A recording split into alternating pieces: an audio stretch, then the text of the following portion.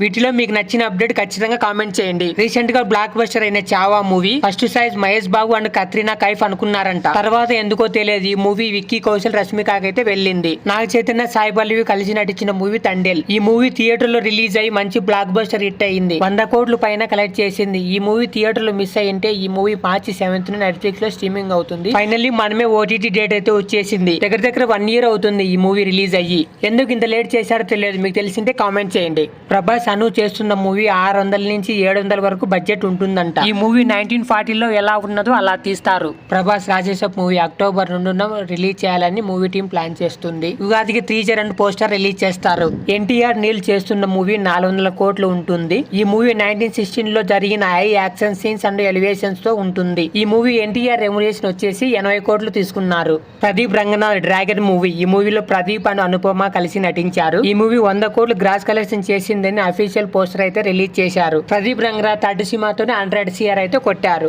Nani upcoming movie pan India Paradise glimpse release అయింది. అసలు ఇలాంటి గ్లిమ్స్, ఇలాంటి బీజిఎం, ఇలాంటి లుక్స్ అస్సలు ఎక్స్పెక్ట్ చేయలేదు నాని దగ్గర నుంచి. పూర్తిగా ఫ్యామిలీ మ్యాన్ నుంచి మ్యాస్ మ్యాన్ గా మారిపోయాడు. ఈ మూవీ మార్చి 26, 2026లో రిలీజ్ అవుతుంది. ఈ ట్యూజర్ చూశాక మీకు ఎలా అనిపించిందో కామెంట్ చేయండి. ఇలాంటి లేటెస్ట్ అప్డేట్స్ కోసం మన ఛానల్ ని సబ్స్క్రైబ్ చేసుకోండి.